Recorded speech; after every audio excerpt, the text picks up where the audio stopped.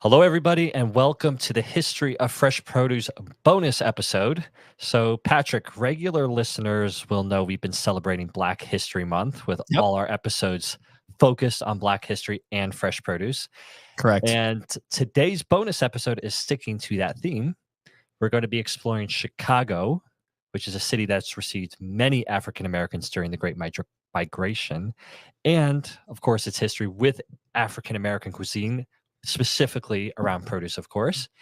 And actually, this one is extra special because we have an amazing guest joining us. And would you like the honors of introducing him? No, of course. And it was great because as we're all sitting in front of our TVs watching Netflix or any streaming platform, I found this gentleman on a Netflix documentary. So it was amazing. So in our transatlantic slave trade episode, listeners may have heard me mention that Netflix award-winning series, John, High on the Hog. Maybe once, but probably twice. I mentioned probably more than that. I mentioned it a few times, man, and it was great. I was actually sitting there watching it in bed, and my wife was like, "What are you watching?" And I told her what we were watching, and next thing you know, we're 4 episodes deep in one night, going through it. So it was amazing, and That's a good one. Yeah. and again, just in case you didn't hear me say it again before, it was amazing to see the culture, the cuisine, and the history. And really, the history, man. Yeah. I mean, the history really brings it back of what this transatlantic slave episode, was about, and what the African Americans went through during this time. So again, we've got a very special guest, and who made a couple appearances on this series. He's a photographer, a content creator, and co-host of the podcast 77 Flavors of Chicago. He is Dario Durham. So let's go ahead and welcome him to the show. What's going on, everybody? Thanks for having me. Great to have you, man. That was a fun intro. Hey, listen, there's one thing that you can get John and I excited about, and it's food, and especially food that involves produce. Yeah. And it's a very interesting topic. I know we'll get into it, but it never fails hearing you heard me on Netflix. You saw me on that never gets old. Like I still No, it hasn't sunk in yet, and it's been like 5 months now. So, more than that, actually. It's been a year and a half. Yeah. It's always good though, man. One thing that I always say is like, that affirmation, right? That recognition. We don't pat ourselves on the back all the time, but it is nice to when someone says like, "Hey, I saw you here," or "I listened to you," and I just came back from being in Germany. And that was one thing that I see my podcast stats all the time, probably as you do too. And I see like Uzbekistan, and I see Azerbaijan, and I see Tasmania, and I'm like, this has to be spam. There's no way. And then all of a sudden I see people that I meet them, and they're like, "Oh, I listened to you. Where are you from?" Azerbaijan. I'm like, oh my gosh. You're the one. There we go. Same. We had so Germany is one of our, I think, like top 3 cities. There's 2 cities. Yeah. In the, of all time. And one from Poland, we had a lady and her daughter come from Poland and use our podcast as so cool. As an itinerary. We were like, holy cow, this is crazy.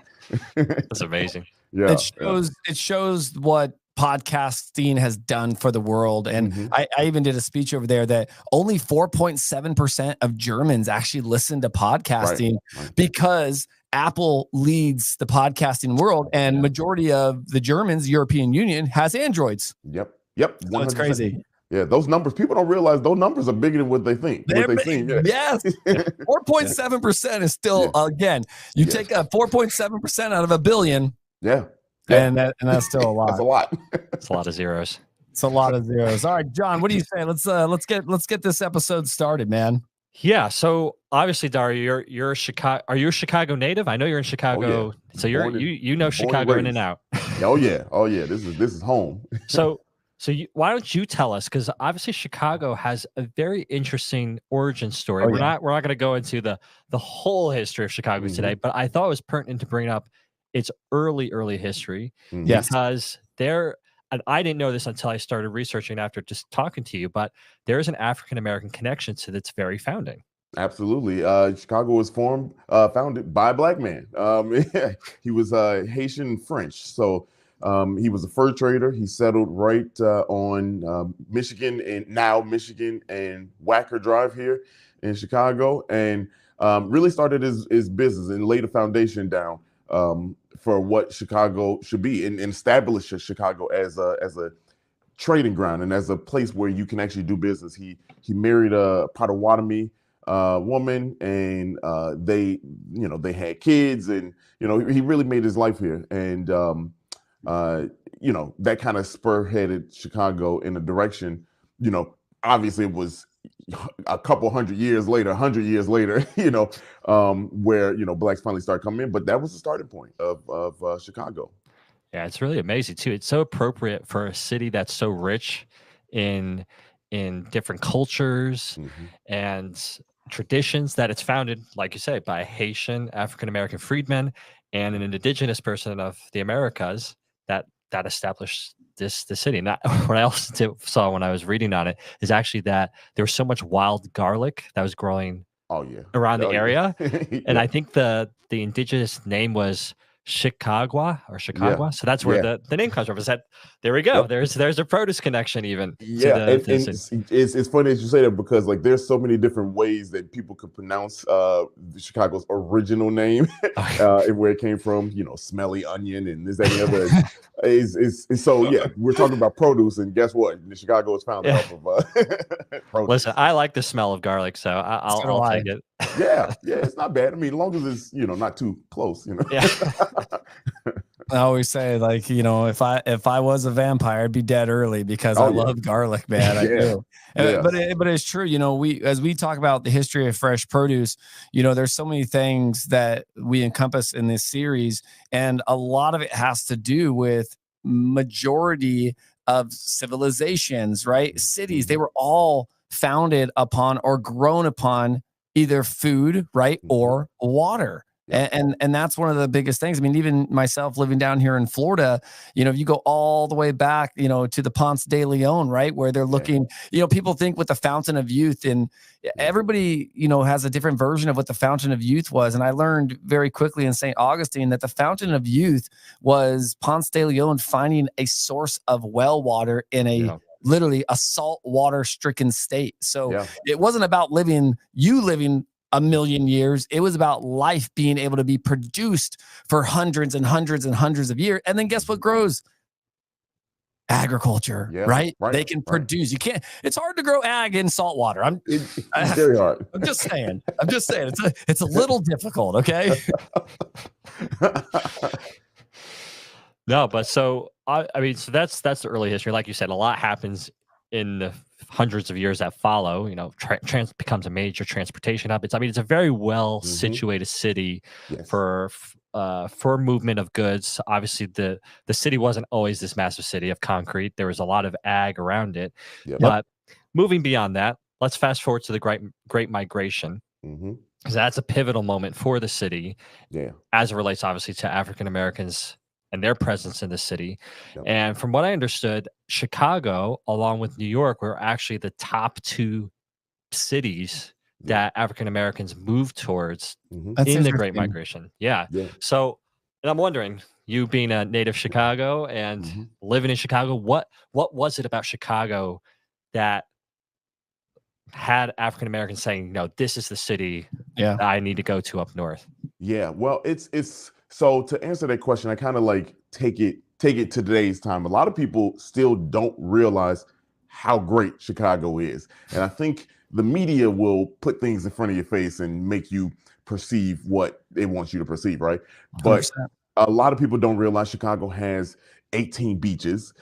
We have 27 miles of lakefront. A lot of people don't realize that we have 600 farms here in the city, and one of the largest, a green space that's larger than Central Park. A lot of people don't realize that. Did not know that. Yeah, a lot of people don't realize that. So to kind of go back to the Great Migration, what made it really enticing is the fact that people didn't know, and it started with the Pullman Porters. And if you don't are familiar with Pullman Porters, they're the ones who took the Chicago Defender, which was a newspaper ran by blacks, still run by blacks here in Chicago, and sent it down to the freed slaves in the South and said, "Hey, here's a paper of what this place is," and this place being Chicago. And of course, the newly freed slaves were like, "Man, we want to go to that place," and they thought it was New York, which is crazy. Yeah, they thought funny. what these Pullman Porters, who were also free slaves who had jobs, right? And they weren't supposed to be doing this, right? They weren't supposed to be telling, the free slaves to come up here. It's better up here, right? So they snuck the papers down. And when people saw it, they were like, "Man, we want to go to New York." And so, people hop back on trains, and, for Chicago, going from 3% to 30% black population, that's a lot of black folks, right? And so they thought they were coming to New York. And when you get here to Chicago, it just shows you how beautiful Chicago was, that you could think that is another place, right? New York already had, I think, right around that time, I want to say 10 to 12 million people already in that area, right? So it was a lot of people all in New York, before the Great Migration really started to kick off right around 1916. So Chicago was probably the biggest beneficiary of new blacks, right? And so that's what it was about Chicago. You see something where, hey, you can work, there's homes, it looks good, water's here, there's green space, all this, and they look like blacks are having fun. Bronzeville hadn't gotten started, but it was about to get started. And so when you entice people with that, now you're like, "Oh, this is where I want to be," right? And so that's why I say in today's time, it's the exact same thing about Chicago. All we're doing now is using social media to tell people about Chicago. So, right. Instead of newspapers, via train. So, and it makes so much sense too, in how we think about how did Southern food and traditions come to Chicago. Well, you kind of just said it too. I mean, the African Americans saw this is a place of prosperity. This is a place of abundance. I want to go there. Yeah. And it is. It's so true, because I've been to Chicago so many times. I've got friends that live there. And my brother's girlfriend, her stepdad lived in Chicago for his whole life, and I remember him always telling me, he's like, "Listen, Pat, when you come to Chicago, you call Papa Steve. Papa Steve's going to take you around Chicago." And Papa Steve's an African American, and Papa Steve goes, "Listen, I'm going to take you to places that you've never been to before, and I will tell you the culture, the fun, right? The jazz bars, that was amazing, that you probably never would have found on your own. And not only that, it's just the food, the culture, everything about it." Now, again, we always have that, what is it called? Like the gentrification, where we want to take, they say the ghettos and then build them up into these nice high rises. You can go to those areas, right? You can go to that main street where there's, your Michael Kors and all that, but that's not Chicago to me. That is not Chicago. And I always get heat because people are like, "You go everywhere and you're not afraid to." I said, "No, of course not." Because when you are open-minded and you see the culture of what it is and you are involved in it, they welcome you just as anybody else will welcome you. So when I've gone to Chicago, where I stay, what I do, it's a culture experience. And I think that Chicago still has that cultural experience day in and day out. Yeah, 100%. And when people always say, "I'm afraid of this," that's being afraid is a trained muscle, right? Yeah. True. And so you're 100% correct. The neighborhoods is where it's at in Chicago. Now, not to take away anything from any of central Chicago, downtown, things like that. Happen. Because, that's nothing to take away from that. But like, if you really want to experience Chicago, you honestly can't experience Chicago without being in these neighborhoods. And correct. A lot of the culture is in these neighborhoods. And Chicago is probably the most segregated city in America, which nothing to be proud of, but that also kind of distinguishes us because we have all these cultures. We're literally a land of immigrants. If you take Chicago, this is just a snapshot of the greater America, right? And a lot of people came to these areas and settled based off of where their immigrants came. So yeah, 100%. And we can get into the details of it, but it was it was planned to put these divisions, you know what I mean, in different places, and maybe the intention was right, but maybe, as we see, data shows that's not the case, right? But it's not the case. But that's where we are now. You know what I mean? Like Chicago is, south, east, and west, and in those, each one of those, there's communities and where people have built literal neighborhoods, of their people. And like you said, gentrification is one of those things that, we of Chicago fight day in, day out, right? We want these things, but if you're going to do it, have the people in those neighborhoods. It's got to be done the right way, right? Yeah, it definitely has to be done the right way. And it's funny because I went to one of the parks when I went to Chicago, and I have a beautiful picture. It was a clear day, so I am behind, or I'm in front of Lake Michigan, I believe it is, and the city's right behind me, and it's the pictures we got were just amazing. I told Papa Steve, I said, I didn't even know this was here, but it was, and to see all the people out and about, and it was cold still when I went too, but I mean, to see the culture. And one of the other things, before I get into another question about cuisine, is I watched a show growing up, and we all know that show. It was called Family Matters. Yep. Okay. With Mr. Winslow. And I told my wife, I said, I gotta go see these beautiful brick houses, right? The double staircases. Like, these were houses that were built hundreds of years ago. And the neighborhoods, they were beautiful. I mean, even some of the roads, Dario, were the brick roads. It was just, it was really just mind-blowing for me, because again, and I've traveled throughout the world, but to see these places that you see on TV, kind of like seeing you on Netflix, it kind of brings it all full circle. But absolutely, as we talk about fresh produce, and we're keeping that as much front focus as we can. What fresh produce was central to the Southern cuisine? And how was this sourced in Chicago? I mean, we mentioned garlic, but what else was sourced out of Chicago and in the area? Yeah, because also, and I'll piggyback on that before Dario jumps in, because again, African Americans, I mean, a lot of these former slaves were on the fields in the South working in ag. I mean, they inherited, and we've talked about this, Dario, in our previous episodes this month, just the generations worth of knowledge and skills that African Americans brought from Africa around agriculture. I mean, that was their forte. So how, like Patrick said, how did they keep access to those skills and produce when they arrived to this very cold city up in the north, where it's a totally different scene for agriculture? Yeah.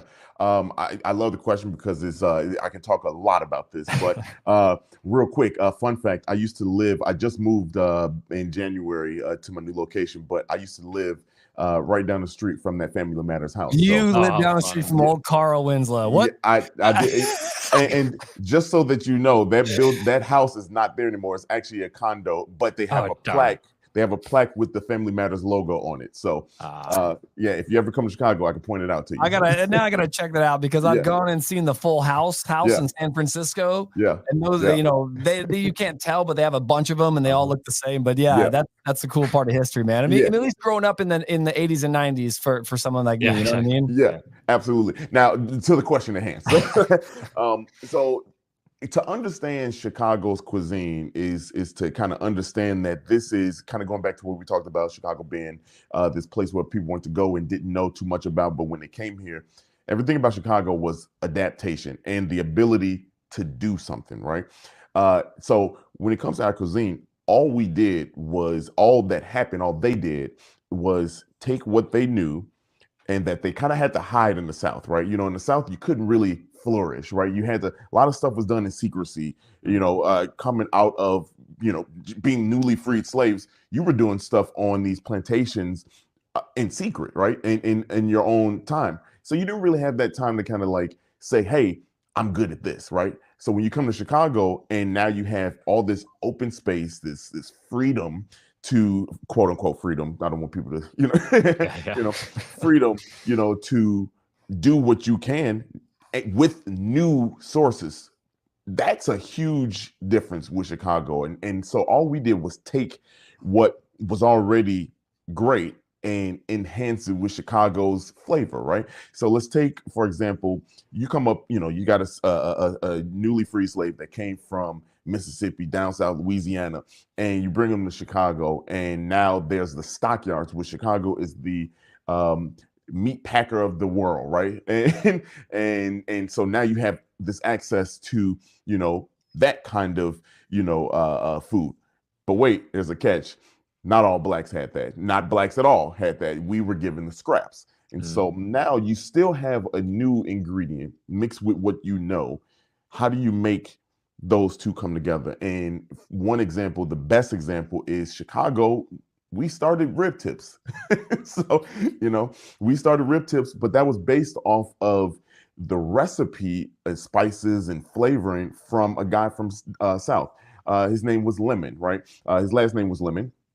He was he worked on a slave, plantation, and his craft was lemons, right? He picked lemons. That's what he did. So when you were a slave, and whatever job you did, that was kind of the name you were given, right? As a surname.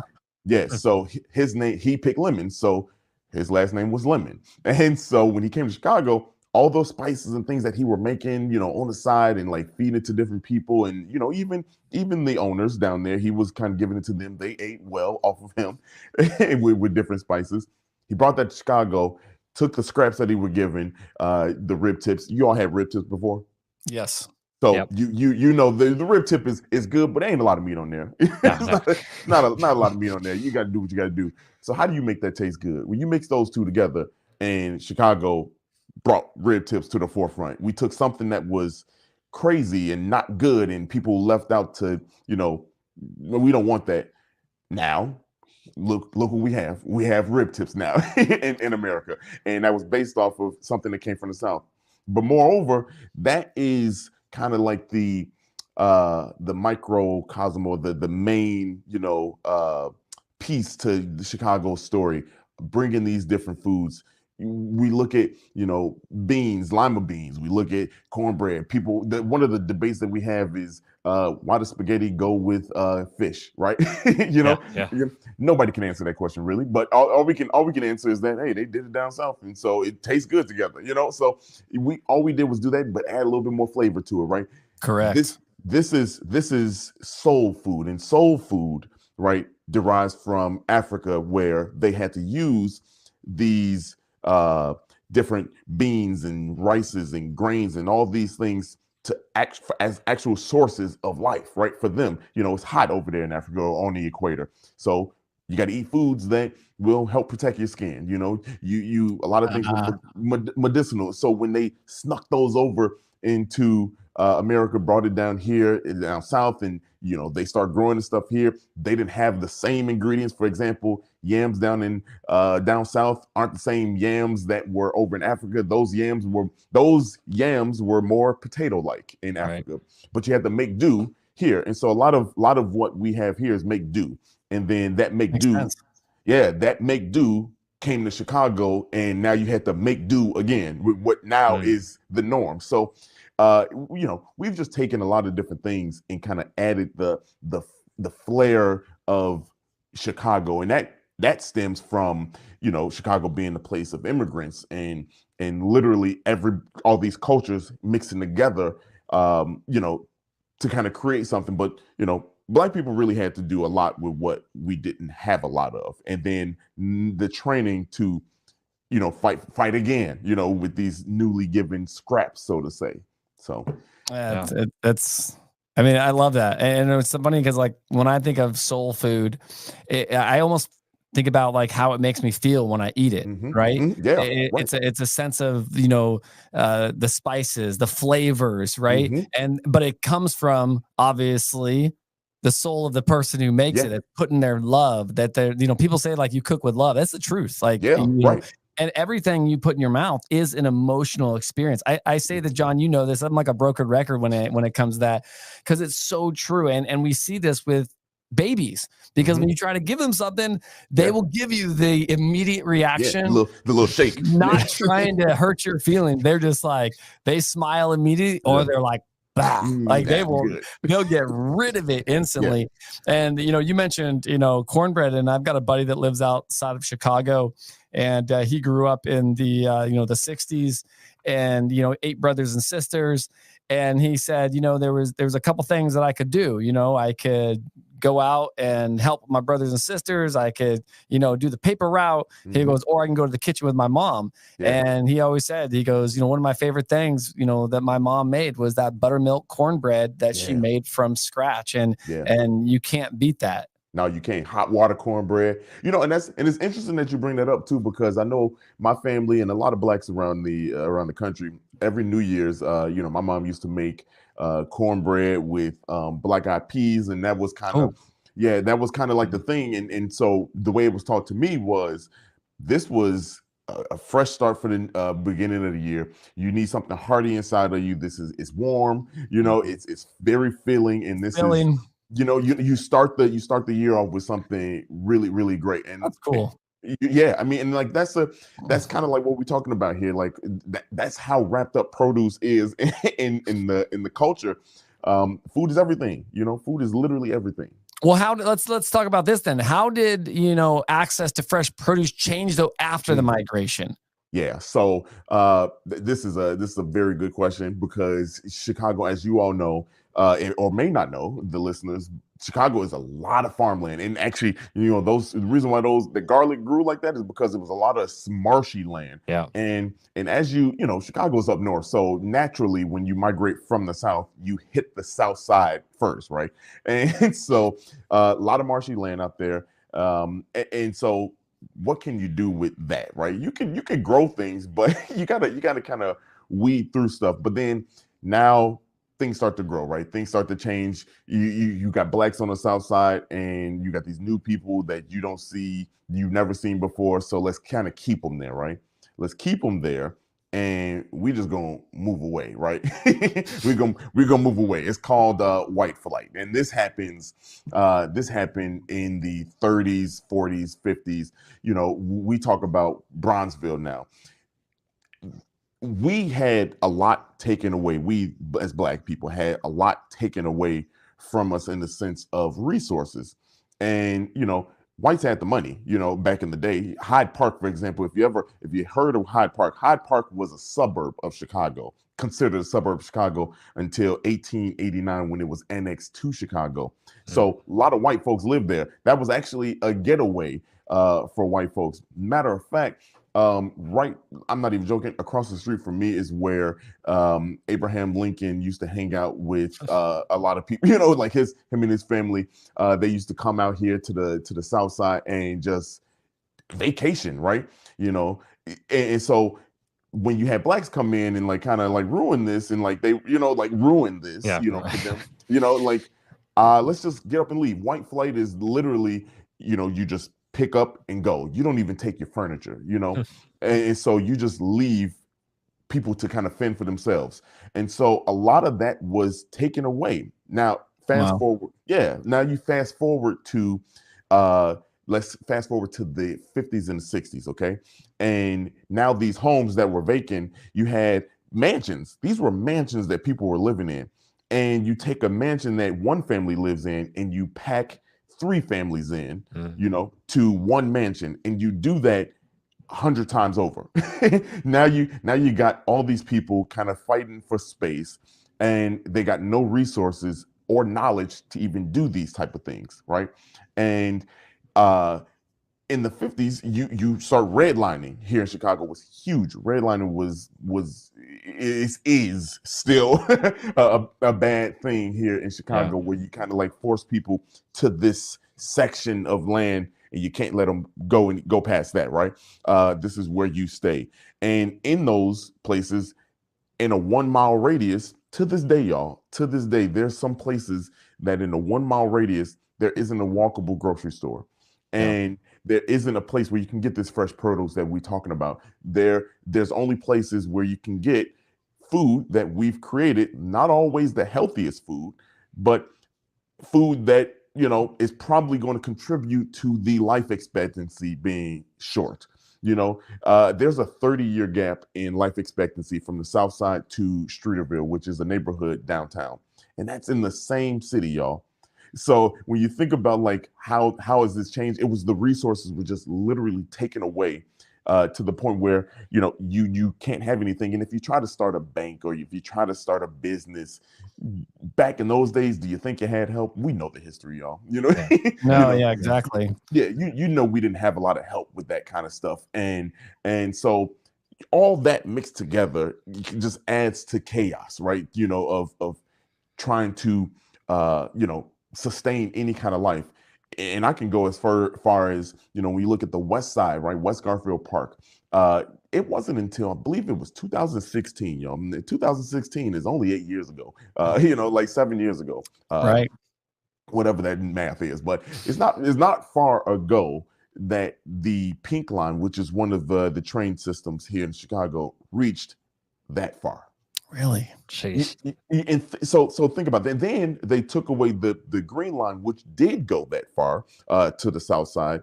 They stopped that for whatever reason, right? They just stopped it. Like it took away certain stops. So now, not only do you not have access in where you live, right? But you don't even have access to get to where you live. Wow. I mean, it's so true with America too, right? I mean, how they built it.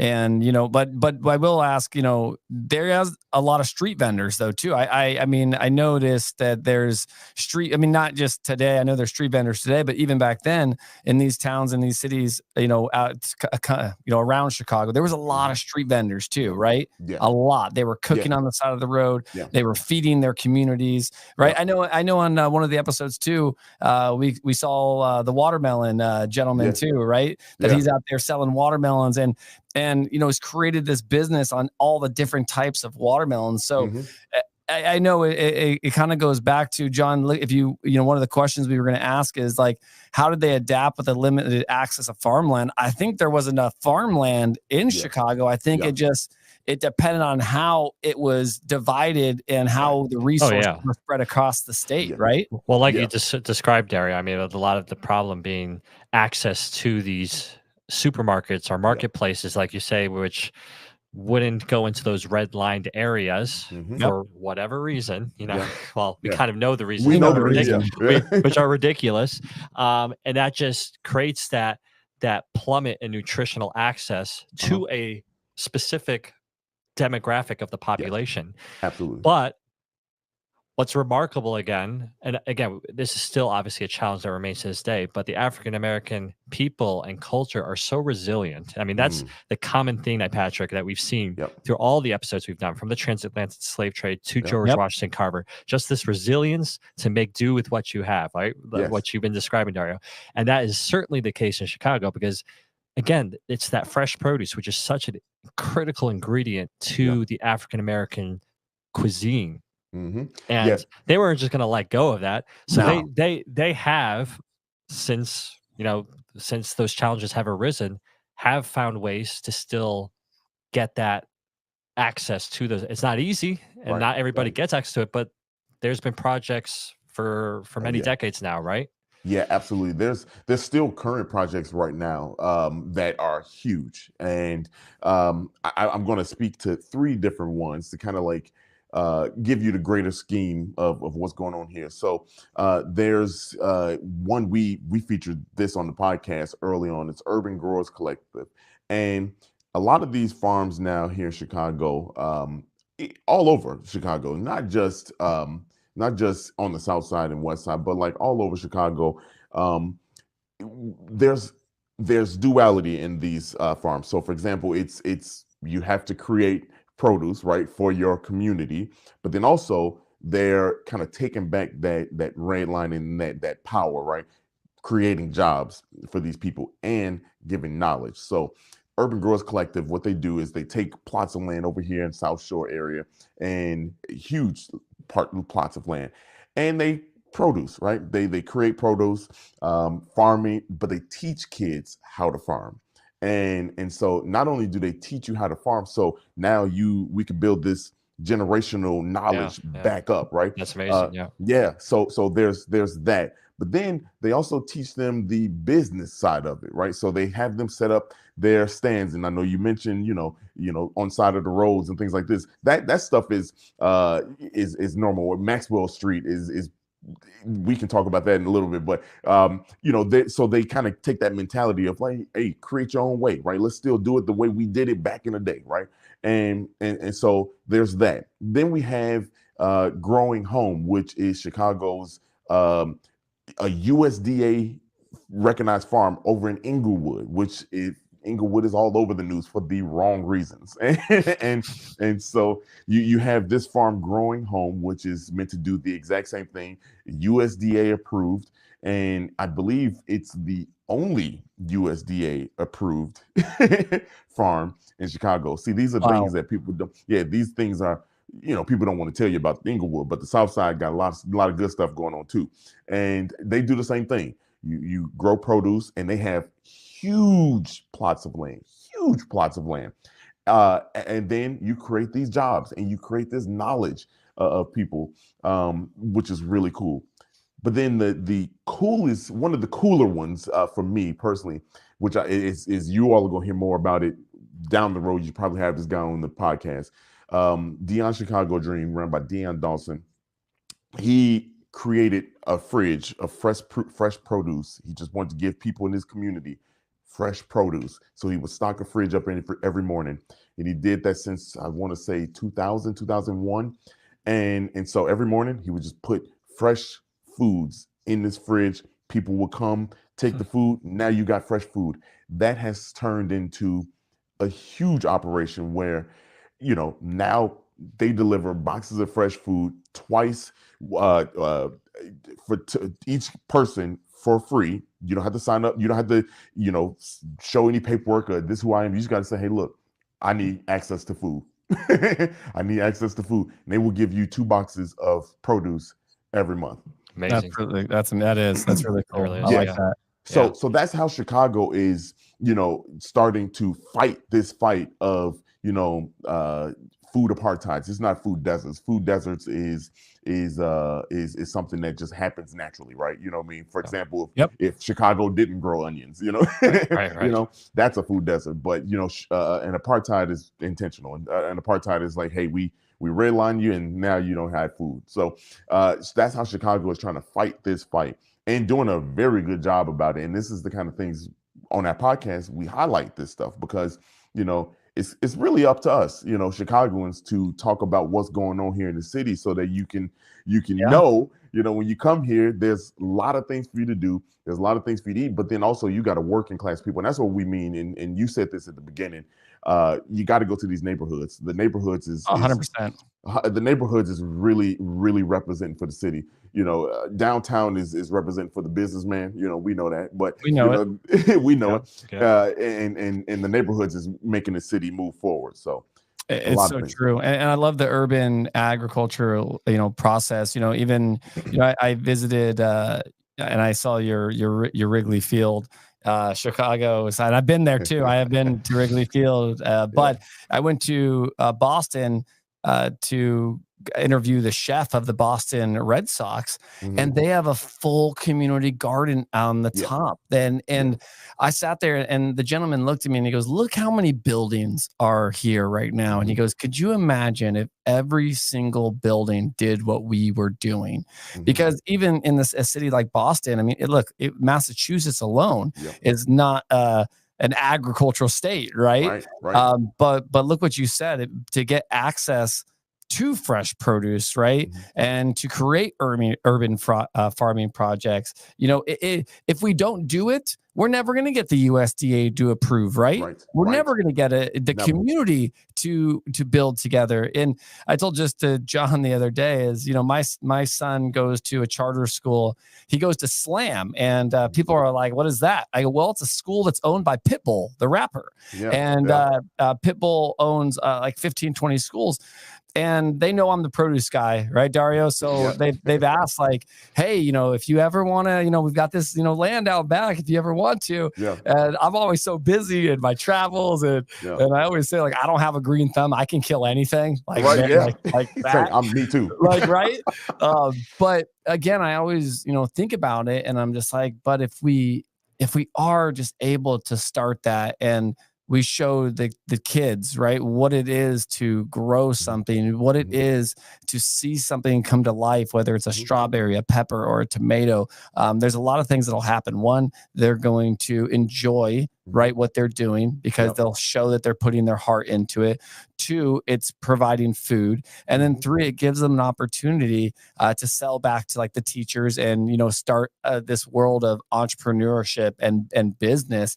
And without it, I mean, and we all know what the school lunches look like, right? That's why we pack our kids' lunch, right? Like we pack our kids' lunch, and there's school systems around the nation that work hard to get fresh produce in the schools, but traditionally that's not what the average American wants to eat, right? They don't. But if we put it in their hearts and their minds, like you said, even with the urban ag and having farming projects in the city and having community gardens, that's what will build in their minds. Not, hey man, let's just go get a bag of Takis, right? Yeah, right.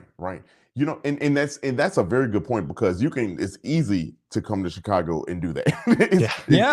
It's easy to come to Chicago and get a deep dish pizzas every night, right? You gotta do that. You gotta do all the good foods that are actually really nasty, but nobody wants to talk about, like, let's go get something that's actually healthy and something that's fun. And yes, you could do that a lot in the city. And it's interesting that you bring up, to go back a little bit, Boston, building on roofs. Chicago has a commitment over the next 10 to 13, 15 years to kind of like be a leader in green space in the city, where we build 600 gardens. Where are they all at? A lot of them are on roofs too.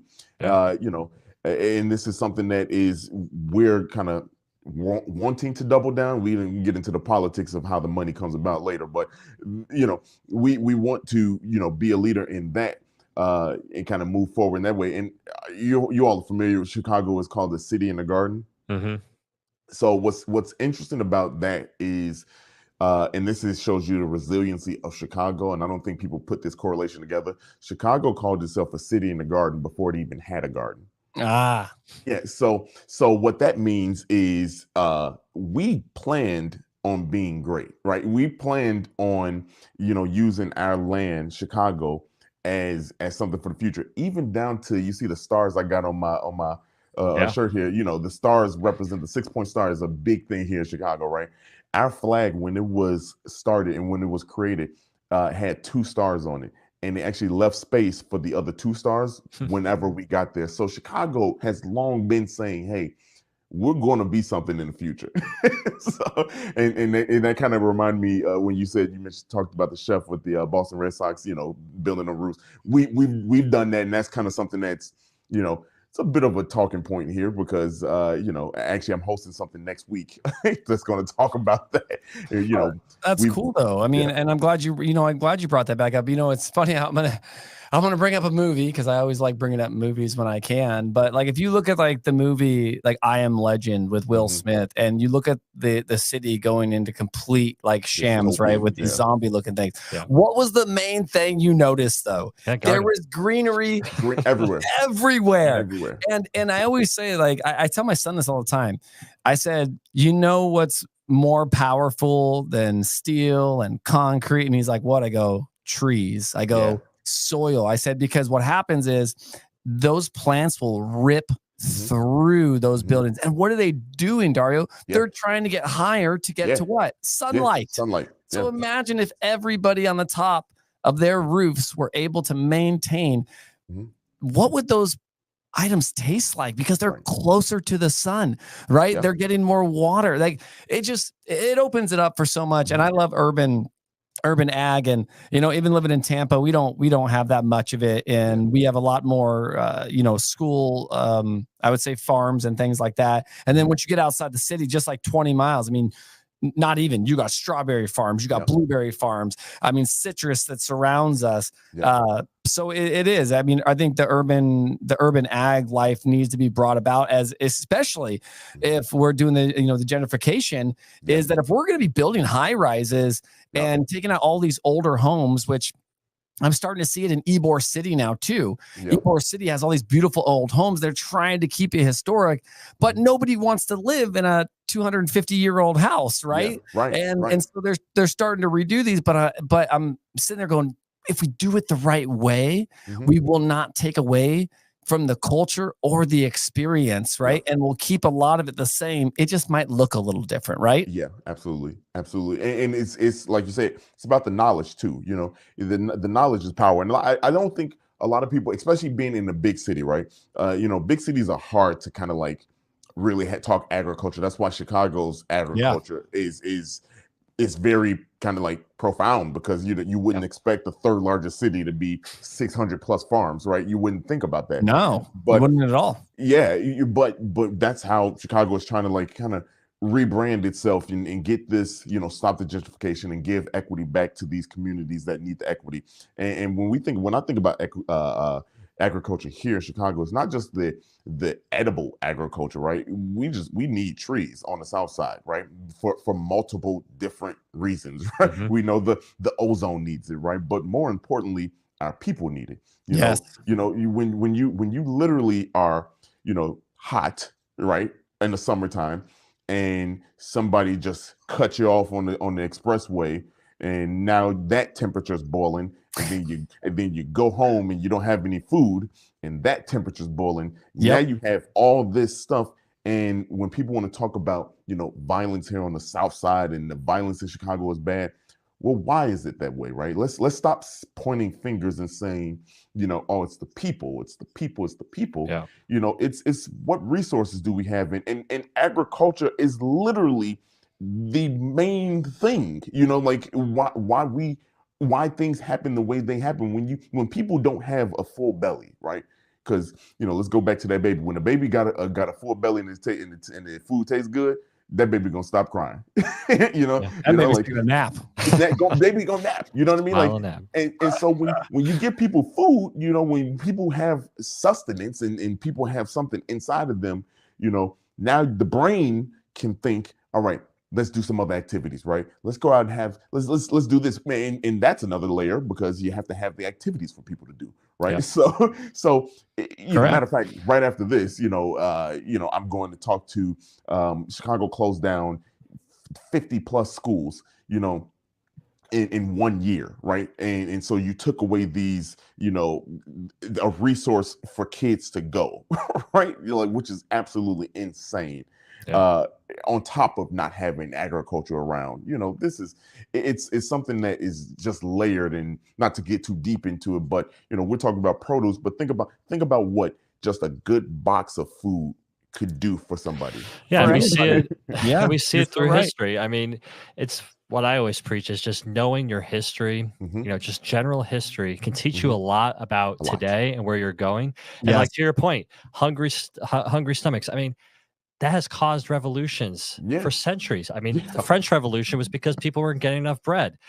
Patrick and I were talking about a few different episodes as well on the same subject with just Ukraine and Russia. Very similar story about access to grains, which are a major caloric intake for people to stay full. So it's 100%. It's not rocket science if you understand where we've come from, where we are today, and why the problems that we see today are happening, and why it's so important. I mean, even going, in Germany and being over there, I visited some of the labor / concentration camps, and I mean, it was so heartbreaking to do that. And my wife and I, we wanted to do that to understand more of the history. But to see what they were fed, it was strategic how they fed the Jewish community, right? And again, and it's funny, as I learned where the term ghetto came from too, right? And these ghettos, they were food stricken. They only had certain amounts of food, what they were allowed to bring in. Why? Because it kept them weak. It kept them hangry. It kept them to a point where there was nothing to do, like you just said. And it was, it's crazy that food, and I'm gonna say this, there's two things, right? Well, I say three. There's food, water, and love conquers all. All of it. All. And you know, that's why it's very dangerous when we hear people say these just top layer things about, I'm going to speak for Chicago, but I'll speak for, you know, places like Chicago all over, right? You know, it's very dangerous just to say, you know, oh, it's bad there, don't go there, and just to be so misunderstood, and to be so okay with being misunderstanding, you know. Like, I think that's the most dangerous thing, is that you don't want to do the history, like you said. You don't want to, you know, just research a little bit, and like you say, just go to the places. A lot of the time, these people don't even care about you. They like, exactly. A lot. I can speak confidently about Chicagoans. We have this demeanor that you don't mess with me, I don't mess with you. A lot like New York. It's so true. And but again, if we could all walk a mile in someone else's shoes, and you know, and I even, you know, when I was in Berlin and in Amsterdam, and I got to go, you know, saw the Anne Frank house and saw some of these things. Like, I even told my wife, I go, look at the picture that we took before we entered the Anne Frank museum, and then look at our picture afterwards. It was a completely different smile, I would say. A smile to go, oh my gosh, we're here. We wanted to do this museum, to this was somebody's life and how they lived, and we walked those same steps. We, you know, we climbed up the ladders, and we're in the house, and we were just like, it was a different smile when we left. It was more like, oh my gosh, like we've now experienced a little bit of what, you know, they went through as well. So, and again, food, everything, how to deal with it, food, water, right? And the culture involved. So, but let's talk about Chicago today, you know, as we start to, you know, to wrap up the episode. You know, fresh produce, obviously, it has remained a staple in the African-American culinary history. We know that, okay? But how has it stayed within the history in the city, right? And then what are a couple of those iconic African-American food traditions that still live on to this day? Yeah, so Chicago food is alive and well, and it's not going anywhere. If anything, it's just getting even better.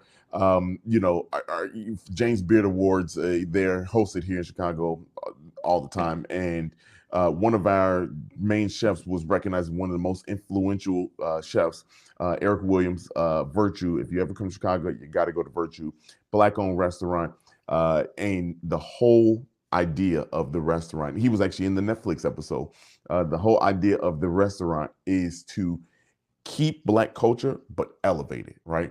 Elevate it to the point where not just, you know, go out and have a fancy thing and it's Instagrammable, and, you know, and not that kind of elevation, but elevate in the sense of, hey, let's put Black food at the forefront, and know that you can eat this, and this is good food.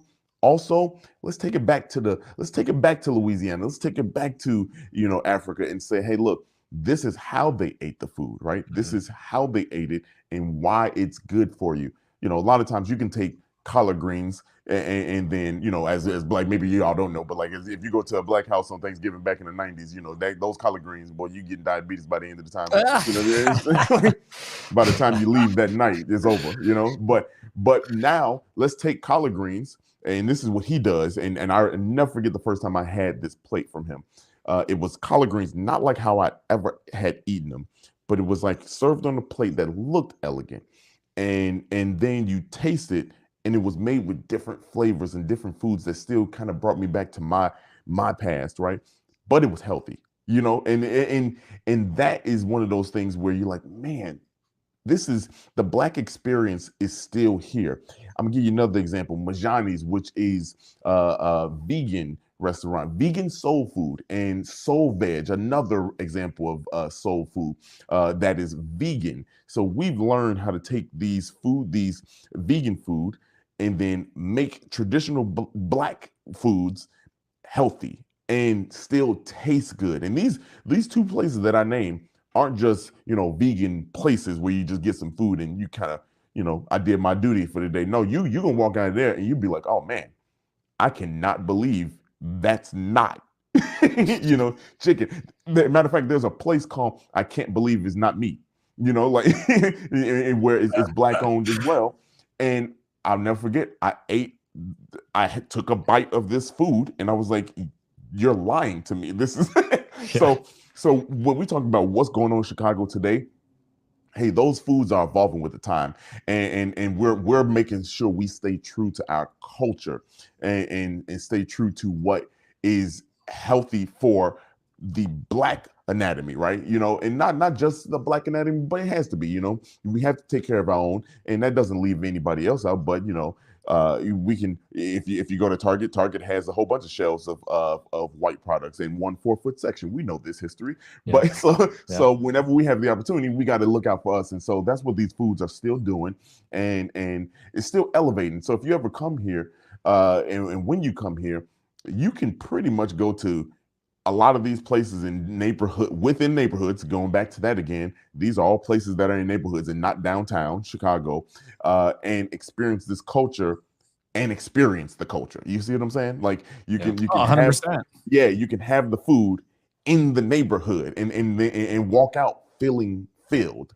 And so Chicago is doing a lot of that. I'm gonna name something that's not African American cuisine. Is actually Mexican cuisine. They have these birria tacos that are not made with meat. They're made with carrot. And I don't care who you are, how good you are at your culinary experience, you would not be able to tell that this is not meat.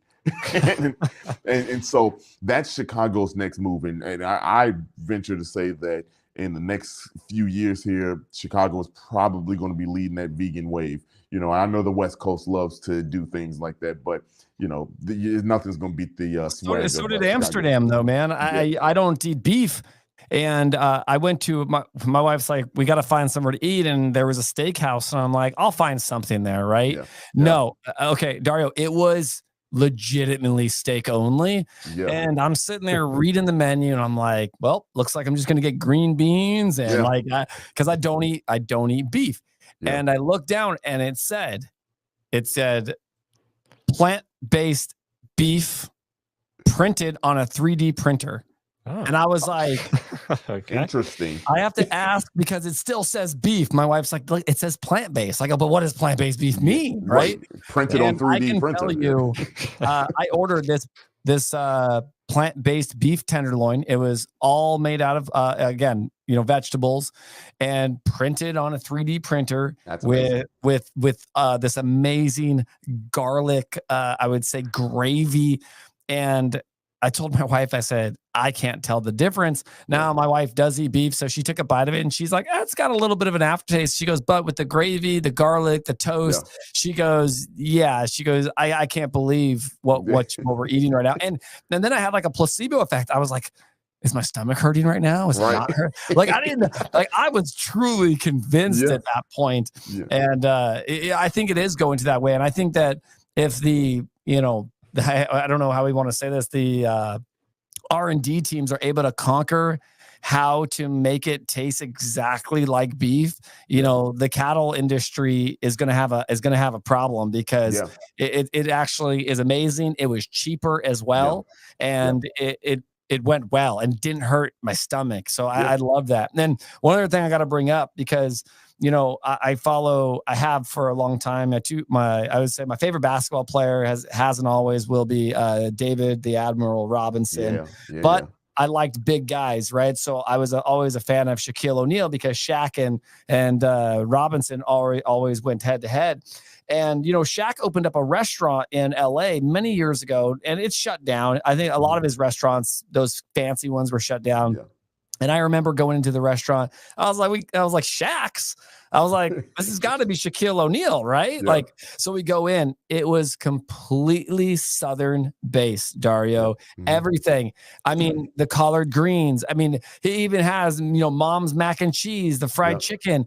And I can tell you, completely different experience, right? of what that food was. An amazing experience compared to just having it somewhere else on the menu in another state, not by the culture. And even then, like even today, like Shaq still owns restaurants like Big Chicken that he's got, and it's about that Southern flavor, man. You got one. I believe we just got one in Lake City, Florida, which is about, almost going towards Miami. But yeah, it's bringing a sense of that culture and that sense of flavor to the neighborhoods. Yeah, 100% correct. Eating Black foods is it shouldn't be taboo, but it's like it was for a long time. It's like, oh, we got to kind of be in secrecy, and like there's history rooted in what I just said there. Blacks back in the day, they have to put food in shoe boxes. That's where the shoebox meals come from. Oh wow!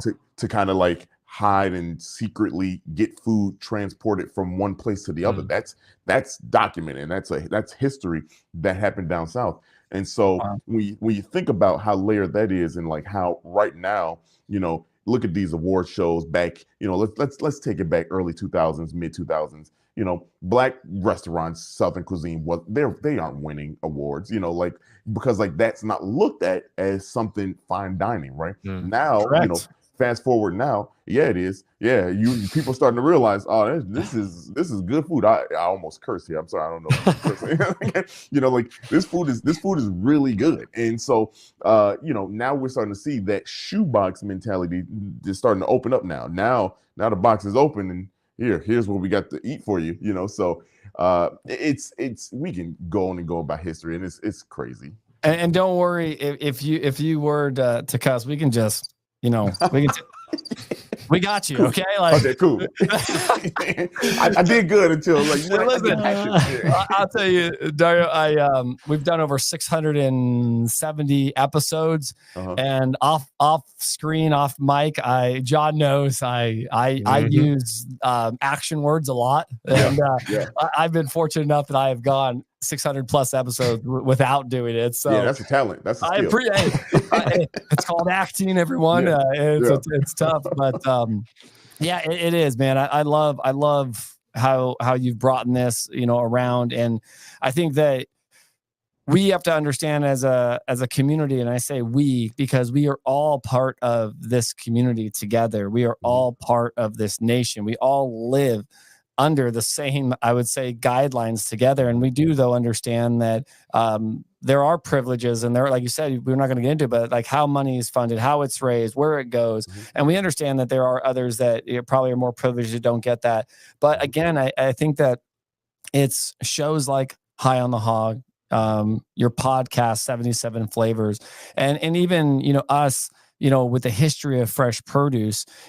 we want to educate the community so they understand what they can do to, one, not just empower the community, but empower themselves first. And once you empower yourself, that's a superpower in its own, to be able to spread that love, spread that food, spread that culture everywhere else, right? So no, this has been great. John, this has been amazing. No, I agree with everything that was said there. And like you said, Patrick, I mean, once you understand the history again, you do get a deeper appreciation, not just of the culture and the food, but just of everything that's designed today and how to change that direction if you so choose. Yes. And make things better. That's what it's about. And that's why we love telling these stories, because there's so many 100%. Stories out there that don't get the attention they deserve. And like you touched on at the very beginning, Dario, podcasts have opened those channels that a lot of other media platforms haven't. And so we're happy to be participating in that. We're very happy to have had you on our show to talk about this. Obviously, we could have talked for a lot longer. It's already been over an hour. There's a lot of things that we haven't touched on that I wanted to touch on, but maybe down the line, maybe we'll have to come to Chicago one of these days and go in person. That'd be an idea, and man. Really experience these community gardens and taste it and talk with you. So maybe I know I got a customer up there somewhere. Yeah, exactly. I was gonna say, we'll find a reason to come up to Chicago. I'm gonna text my buddy right now and be like, hey, I need to come to Chicago. So Yeah. Exactly. let's get this plan. So, and my buddy owns a couple coffee shops in downtown Chicago as well. So Okay. there you go. I've been, and again, African-American owned. So these are, Okay. and someone you probably know, I'm not going to say his name, but someone that's very well known in that area, and NFL, MLB player. Okay. I got you. Yeah. It's all coming together. Yeah. Yep. No, but so thanks again so much, Dario. It's been a real pleasure. For our listeners, be sure to also check out Dario's podcast, 77 Flavors of Chicago, another great podcast that's talking about food, also incorporating history, and of course, High on the Hog again. I don't know how many times, Patrick. We should get like a little royalty here for the amount of times we we need like a nickel for every time. Yeah. Well, if Dario gets his royalty, then we'll ask where ours is next. But thanks again for everyone for listening. And until next time, it's goodbye for me, John Papp. And me, Patrick Kelly. Thank you. Have a good one.